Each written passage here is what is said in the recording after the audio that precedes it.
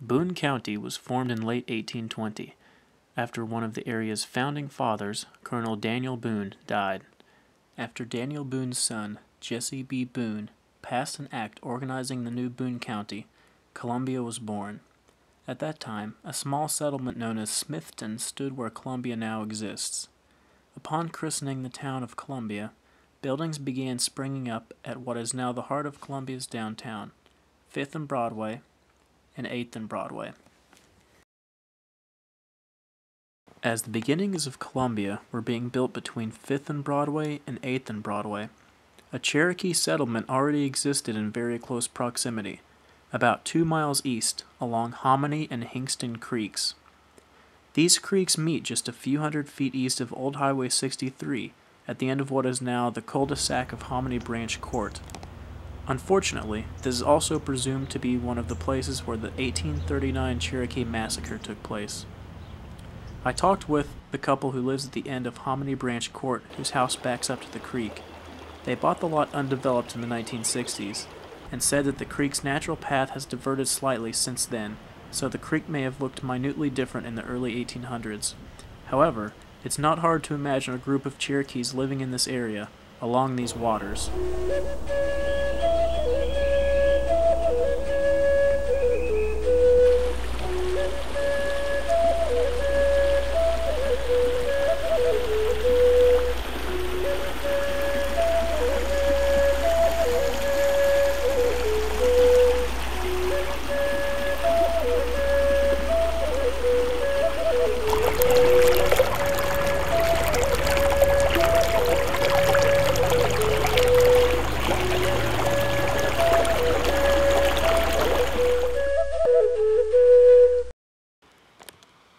There were a number of Cherokee settlements north of Columbia beginning in the late 18th and early 19th centuries.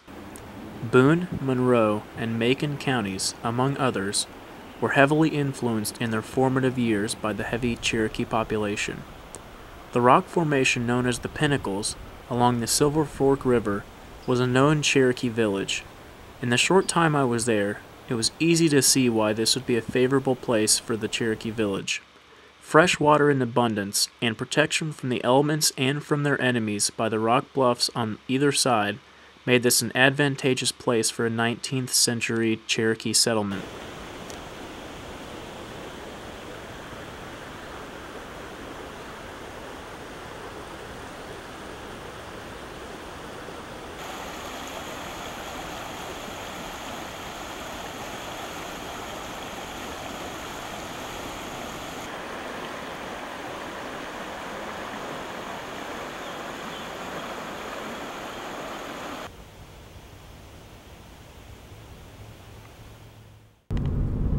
Driving through rural Missouri, it's a challenge to picture what the early Native Americans encountered as they began to settle this region. It's harder still to imagine their way of life, and how different their day-to-day routines were from ours. The day-to-day challenges of that time period, coupled with the pressures from white settlers, must have led to a hardy, resourceful, close-knit group of people that settled here. Registered Cherokee in the United States today number over 300,000. Mostly concentrated in their original southeastern United States, in and around Georgia, although their headquarters is located in Oklahoma, where they were forcibly moved in the early to mid-1800s. There's a far fewer number of Cherokee inhabiting Missouri, but they've been here since the very early 1800s, or perhaps slightly earlier. Many of the areas near Columbia were settled by Cherokee, including small towns north of Columbia, such as Hallsville, Sturgeon, Prathersville, and others. Beginning in 1809, President Thomas Jefferson encouraged southeastern Indians to move west of the Mississippi, thereby granting them land west of the Mississippi of their choosing. A number chose to live in northern Arkansas and southern Missouri, and some chose the area around Columbia. Eventually, in 1817, An agreement was reached for all southeastern Indians to move to the Arkansas-Missouri area. By 1820, however, white settlers had begun moving in great numbers into mid-Missouri, in the process kicking the newly settled Cherokee off the land promised to them by the United States government. It became dangerous to be known as Cherokee in Missouri at this time.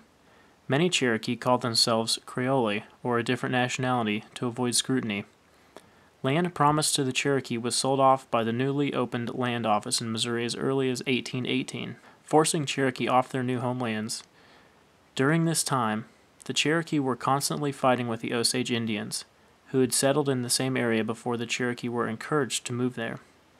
Life was hard as a Cherokee in mid-Missouri during this era, as former principal chief of the Northern Cherokee Nation, Beverly Baker Northup, writes in her book, "We Are Not Yet Conquered, The History of the Northern Cherokee Nation of the Old Louisiana Territory." It was during this early period that what I presume to be a group of our Northern Cherokee men was massacred in southern Boone County. Hunters on Bon Femme Creek had discovered the head of a white man mounted on a pole. Assuming this to be the work of Indians, a mob of whites quickly assembled to search the area. They learned of Indians settled on the low ground between the Bon Femme and the Missouri River. In a surprise attack, 49 unarmed Native American men were shot down without mercy, much less due process. Evidence they were our Cherokees is in the fact that they were caught while playing a Cherokee-styled Indian ball game similar to bandy or lacrosse.